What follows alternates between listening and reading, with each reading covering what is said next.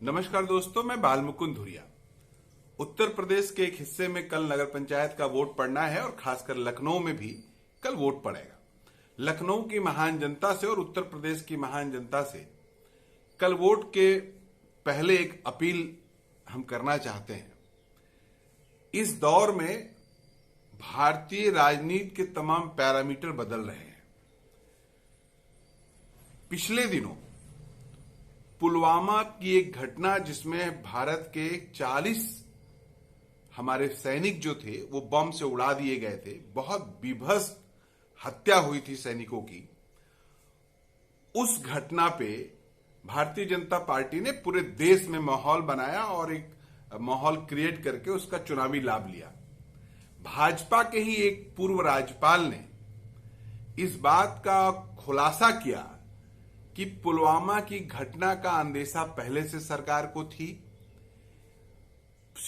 Force ने सरकार से दूसरे यातायात के साधन मांगे, एयरक्राफ्ट मांगे, 5 महीना फाइल पेंडिंग रही और उनको परमिशन नहीं दिया गया। ये जिम्मेदारी किसकी बनती है? ये जिम्मेदारी प्रधानमंत्री जी की बनती है, ये जिम्मेदारी रक्षा मंत्री जी की बनती है। बाद में घटना होने के बाद जो राज्यपाल होते हैं वो प्रधानमंत्री जी को फोन करते हैं, सतपाल मलिक जी नरेंद्र मोदी जी को फोन करते हैं कि ये जो घटना हुई है ये हमारी गलती से हुई है, और प्रधानमंत्री जी उनको कहते हैं तुम चुप रहो, इस पे आगे से बोलोगे नहीं। और वो कहते हैं कि हमारे बारे में पहले भी कहा गया है कि तुम जम्मू कश्मीर के बारे में नहीं बोलोगे, ये ना बोलोगे, वो ना बोलोगे। ये बातें जब सामने आई तो प्रथम दृष्टया ऐसा लगता है कि वो जो 40 हत्याएं हुई उस हत्याओं में जो आतंकी गतिविधि का इनपुट था वो तो था, लेकिन हमारी सरकार का बहुत बड़ा फेल्यूर था वहां पर। इसकी जवाबदेही कोई लेगा तब भारतीय जनता पार्टी को इसकी जवाबदेही लेनी चाहिए, प्रधानमंत्री जी को इसकी जवाबदेही लेनी चाहिए और राजनाथ सिंह जी को जो रक्षा मंत्री हैं उनको इसकी जिम्मेदारी लेनी चाहिए। और इत्तेफाक से वो लखनऊ के सांसद भी हैं, तो क्या लखनऊ की जनता को ये जानने का अधिकार नहीं है कि वहां पर क्या हुआ? अब आप चाहे सतपाल मलिक जी को जितना भी गरिया लीजिए, सतपाल मलिक जी के बारे में जितनी भी आलोचना कर लीजिए, इससे तथ्य तो डाइल्यूट नहीं होते हैं, इससे तथ्य तो खत्म नहीं होते हैं। इसलिए लखनऊ की महान जनता को ये जानने का पूरा अधिकार है कि पुलवामा की घटना वास्तव में कैसे हुई थी। एक बात। दूसरी बात, तत्काल में अभी जो घटनाएं आपको देश भर में देखने को मिली, चाहे दिल्ली में भ्रष्टाचार के नाम पे आम आदमी पार्टी के नेताओं की गिरफ्तारियां, चाहे राहुल गांधी के खिलाफ भारत जोड़ो यात्रा के बाद उनके ऊपर सजा, फिर उनकी सांसदी का जाना, ये सब देखने में थोड़ा अच्छा लग रहा है कि सरकार एकदम सही कर रही है। जो जरा भी गलत है उसको बख्शेगी नहीं भाजपा सरकार, और यही होना ही चाहिए।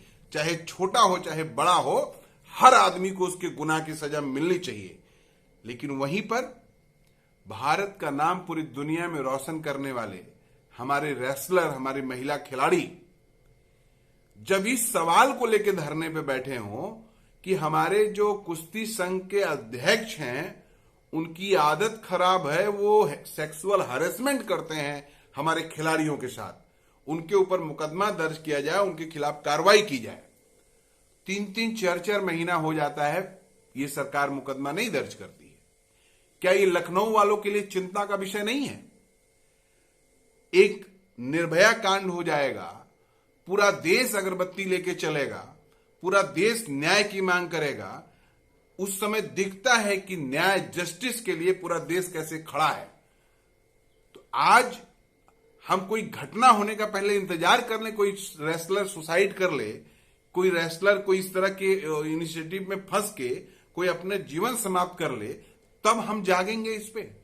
क्या हमको न्यूनतम इतना जानने का अधिकार नहीं है कि रेसलर जो आरोप लगा रहे हैं उसमें दोषी कौन कितना है, और दोषी है तो उसको कितनी सजा मिलेगी? मुकदमा तब दर्ज हुआ के बाद सुप्रीम कोर्ट ने कहा कि मामला संज्ञान में लो और मुकदमा दर्ज करो। मुकदमा दर्ज हो गया। पुलिस वाले पास्को एक्ट में, जिसमें तत्काल गिरफ्तारी है, पास्को एक्ट में छेड़छाड़ और तमाम गंभीर आरोपों में, जिसमें मुलजिम जो हैं वो भाजपा के सांसद हैं, बहुत बड़े नेता हैं, उनसे बात तक नहीं कर रही है पुलिस।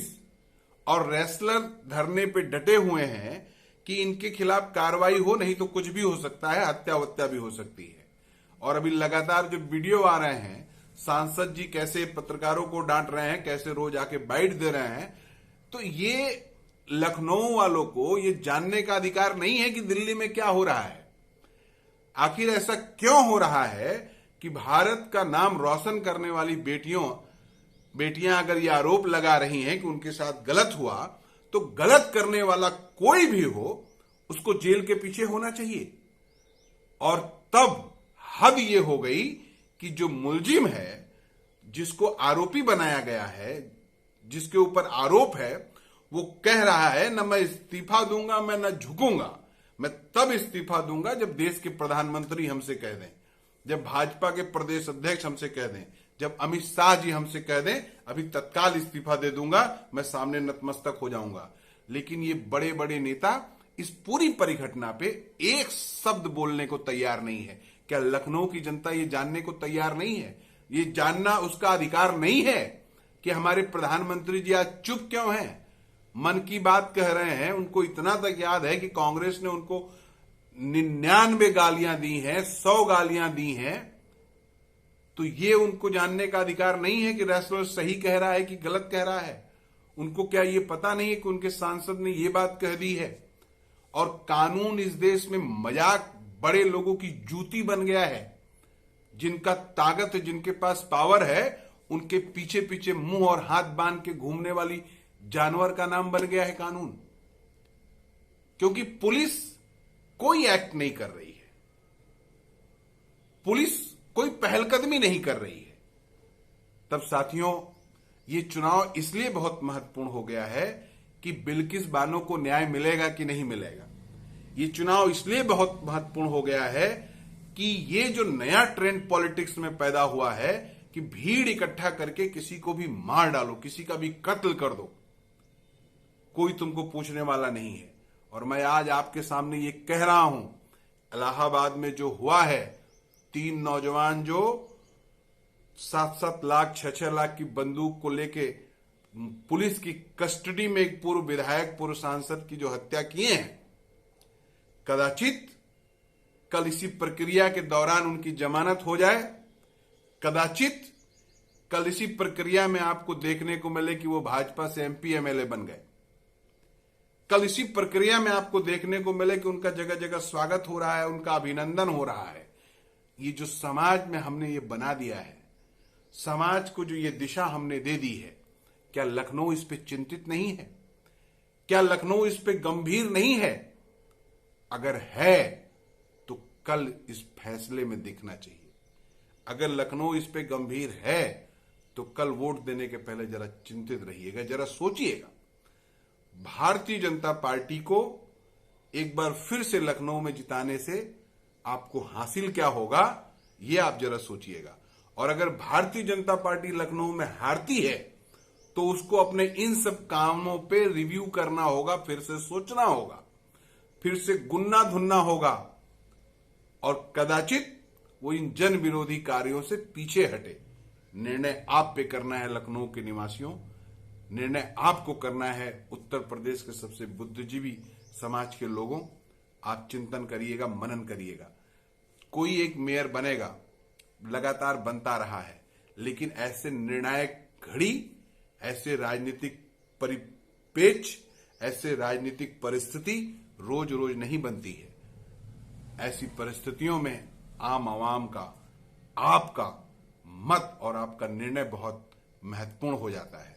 परिस्थिति तो चलती रहेगी, परिस्थितियां बदलेंगी, समाज बदलेगा, परिस्थिति बदलेगी, समय बदलेगा, लेकिन उसमें आपकी क्या भूमिका है ये आपको तय करनी है। हम ये नहीं कहेंगे आप वोट किसको दीजिए, लेकिन आप ये बात तय कर लीजिए कि आपका एक एक मत अगर इन शक्तियों के खिलाफ पड़ा तो वो देश के हित में होगा। वैसे अंतिम ये बात कहते हुए कि समाजवादी पार्टी ने एक अच्छा प्रयोग किया है। एक काबिल व्यक्ति को, एक काबिल पत्रकार को, एक काबिल रंगकर्मी को, एक काबिल समाज सेवी को समाजवादी पार्टी के राष्ट्रीय अध्यक्ष ने टिकट दिया है। और अगर उनको आपका मत मिलता है, वंदना मिश्रा जी को आपका मत मिलता है, तो वास्तविक रूप में लखनऊ के जहनियत का प्रभाव, लखनऊ के अदब का प्रभाव यहां के एडमिनिस्ट्रेशन और यहां की जो लोकल सत्ता है उस पर दिखेगी। अब तय आपको करना है। आप खुद समझदार हैं, बुद्धिमान हैं। आप जो भी तय करेंगे, आपका जो भी फैसला होगा वो सिरोधैर्य होगा। लेकिन इस संकट की घड़ी में, इस विपरीत परिस्थिति में आपका सोचना बहुत जरूरी है। कृपया सोचिएगा। नमस्कार।